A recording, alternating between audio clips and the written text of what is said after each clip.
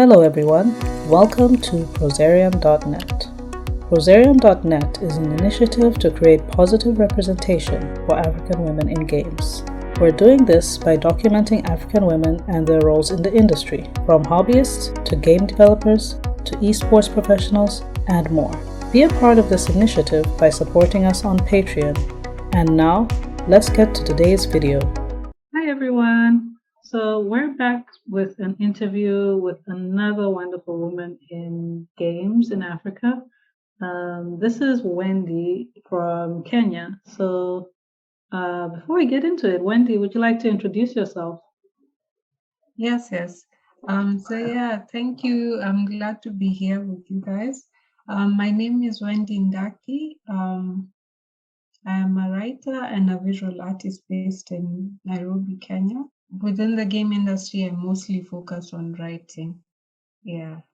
So I'm affiliated with Gos Studios, Games Industry Africa, and and a few more companies that I freelance for. Yeah. That's awesome. You do a lot of stuff. Yeah. So yeah, how have you been? How have your years been since the pandemic began? It's been a whole roller coaster of emotions. There's a season within this pandemic period that both my parents got COVID, and we were the ones taking care of them at home because there were not enough hospitals to receive them.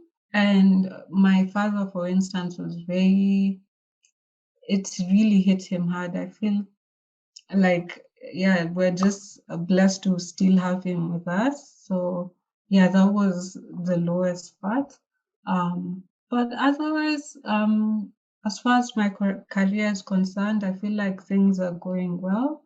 I feel like the fact that digital transformation is at a rapid speed now, like people are really getting into working online. It's made it easier for me because initially I'd work from home, but when I tell people I'm working from home, they think I'm joking, like I'm not serious. What do you mean you work from home? Yeah, but now thanks to Corona, people understand that you can work from home. So it's easier for me to say that I work from home. And thank goodness also the opportunities I've been getting also allow me to continue working from home. So yeah, it's been an interesting experience for me. Hey, Yeah. so glad your family is doing okay, and also glad you've been Okay. able to, find some light in the during the pandemic, some light. Yeah. Yeah. Um. Yeah. So yeah. So how? Okay. So you're talking about your work, right? Mm-hmm. What type of? So you mentioned writing. What type of Yes, I writing do do. you do, and where can we find it? Okay, so mostly I do article writing. I've written for Ludicworks on their media. So if you search Ludicworks, you'll see some of my work. I've written for Games Industry Africa as well. And recently I wrote for Primotum Games as well. So those are three platforms that you can look for my work from. I also write for GY Studios, but mostly scripts, where script writing for games. Yeah. But my main focus, like what I do mostly, and people know me for, is the article writing. Oh, Yeah. that's cool. That's cool. You're a game writer, and like you write Hmm. about games, and you also write inside games. That sounds really cool. Yeah. Yeah. Thanks. And okay, Yeah. like, can you speak more about your role or your career at GOS Studios?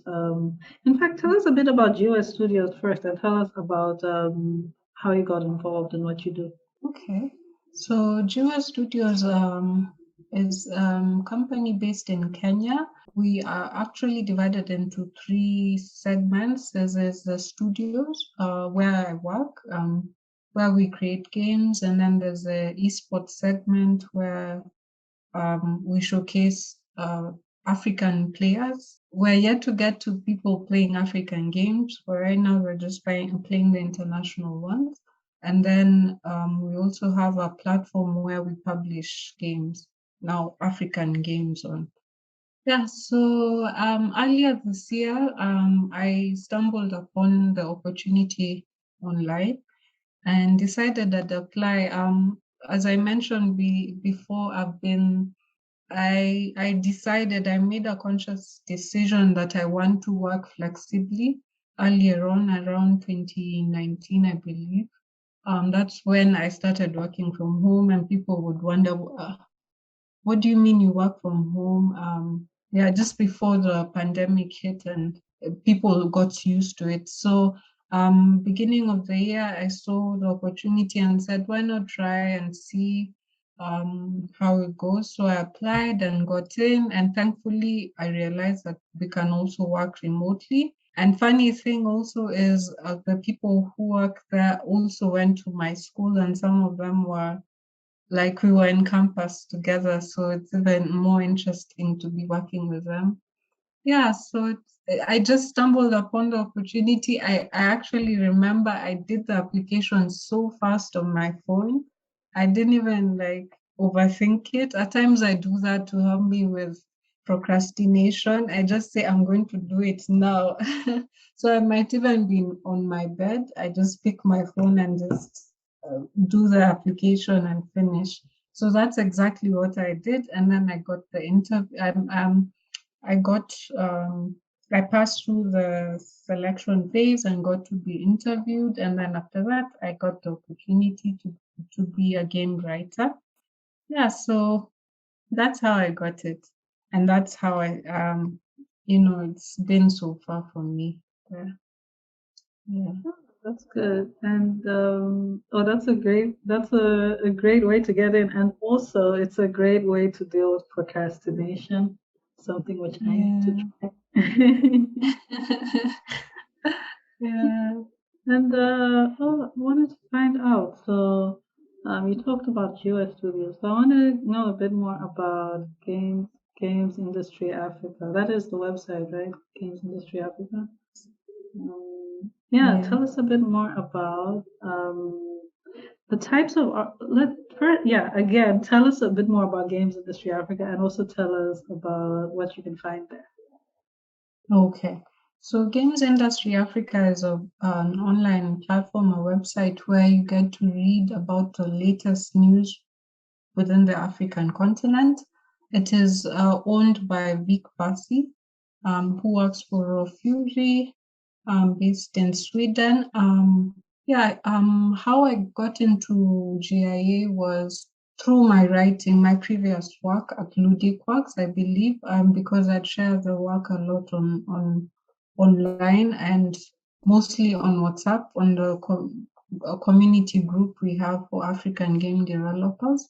So from there, Vic approached me and asked me if I'd be interested in writing for him.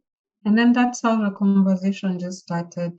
So I feel like my previous work and the fact that I'd share my work often helped with me getting this as the opportunity at GIA now. Yeah. So that's it for GIA. No, that's great. So putting yourself out there really helped. Yeah, yeah. It does, it does. At times it's a bit what kind of what's the word you use when you feel like um your work is almost like you're inadequate and you don't want to share your work. Imposter I syndrome, kind of. exactly, yeah, the imposter syndrome. At times I have it, so I don't want to share, but I'm slowly getting that off my system because that sharing is how I get new clients. For instance, the clients the company I just wrote for Promoter Games got me through GIA. So it's like my previous work like gets me more clients. So the more I share, the more people know about my work, the more I'm likely to get more clients. So yeah, that imposter syndrome needs to, I need to work Yeah, on it. yeah. It'll go Yeah, away, but also you can work through it. It sounds like you're really working through it because you're getting a lot of opportunities. So that sounds really great. Um, thank you. Yeah. Yeah. And outside of this, I know something else about you that you want to study something game related, correct? Yeah. For your further studies. Mm. Could you tell us a bit more about what you're interested in and maybe also what you already studied? Yeah. Okay. All right. So I'll start with what I studied. I studied a bachelor's in information systems technology, which was a fusion of IT and business. In many universities in Kenya, we call it Business Information Technology, BBIT, Bachelor in Business Information Technology, but my campus called it Information Systems Technology. So yeah, but it's just a fusion of business and IT because I've always wanted to do entrepreneurial stuff. So when I was looking for a degree, I needed one that can train me on business stuff so that after campus, I can still be able to do business on the side. Yeah, so, and as for what I'd like to do in the future, I'm yet to decide completely, but I know that gamification has to be part of the things I'll be learning. I'm actually even using a gamified platform to learn the language I'll need to use when I travel because I intend to do my master's in Germany. Um, yeah, the reason being that I went and interacted with them a couple of years ago. I was called for a session at Munich Media Days where I talked about the gaming industry in Africa through Enter Africa. So what we had done as Enter Africa. And then I got to interact with many people and I was really amazed by what people were doing in their universities that were presenting the things there. Yeah, so, and I also have family there. My dad lives and works there, and my aunties are all around. So I felt like it would be an easier environment for me to study from. Yeah, so I want to study something in line with gamification, immersive media, so XR, extended reality stuff, VR, AR. Yeah, and I'm yet to identify the university, but I know I'll get it soon. Yeah, and I'm super excited about it. So far, I'm just preparing through language learning and just doing my research every now and then. Yeah, so I look forward to figuring it out soon. Gosh, you know, Yeah. that's really cool because like you've talked about like we know you're doing a lot of stuff, but you also have a lot of great plans for your future. That's really cool. That's really cool, and seems like you're growing. You're doing a lot more. You're doing more and more in the games industry in Africa. Yeah. Cool. Thank you. And Yeah. oh, speaking of the games industry in Africa, Hmm. we already know that there aren't a lot of visible women involved in the games industry Yeah. in Africa. So, how do you Hmm. think we can encourage more women on the continent to be involved in the games industry in Africa? Okay. Um, I feel first of all is just creating an environment that's attractive. How do I put it? Like for instance, I understand like from my experience around that women tend to gravitate towards gamification solutions or at least games that have like serious games kind of so games that have an impact in people's lives. So probably when we're looking for ways to engage more women, we can also use that as an element that pops out in the beginning, that they see that there's this like they can get make an impact through these solutions. Like for instance, we're currently working on a solution, a learning platform where we're gamifying kids content for grade one in Kenya.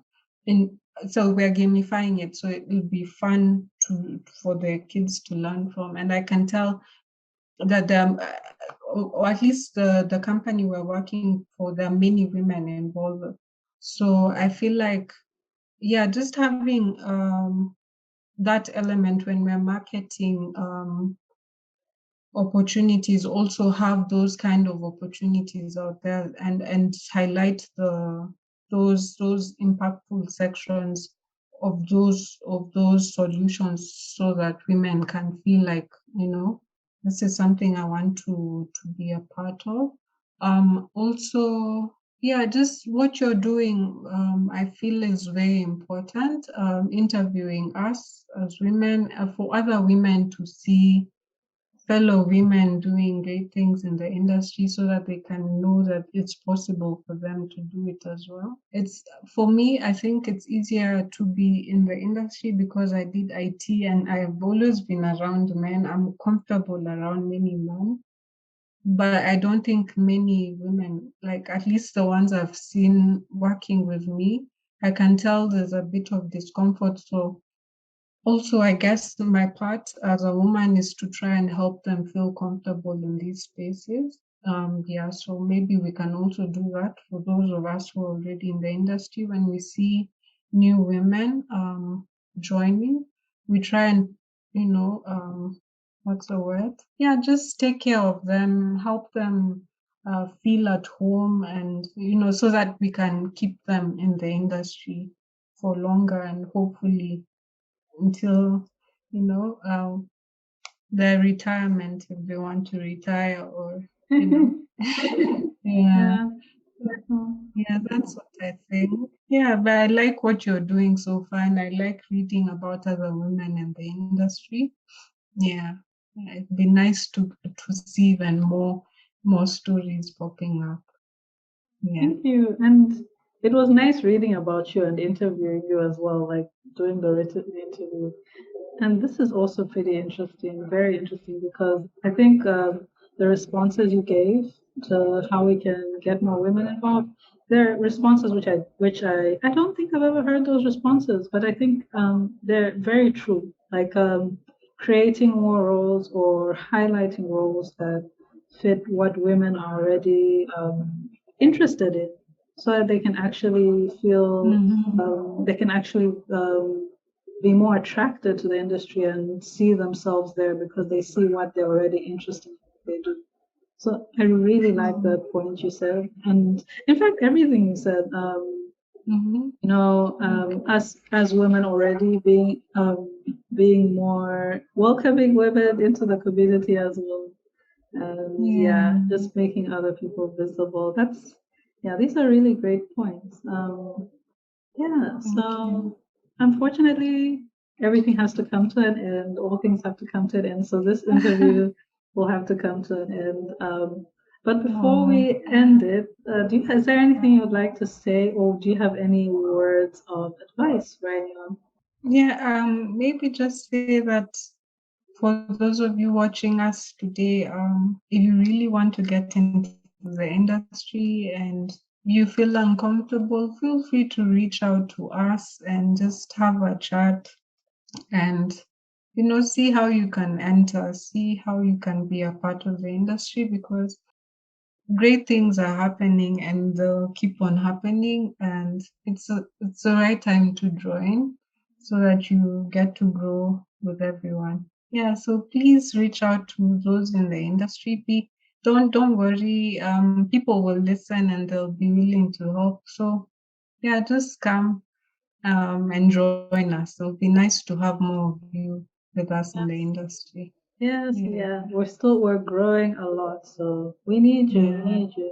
So yeah, Yeah. feel free to reach out to me. So yeah, thank Yeah. you so much for being a part of this interview. Um, yeah, and I'm really excited for people to be watching you. So yeah, let's Okay. just say bye. Bye, Okay, thank Wendy. you too for having me, and bye.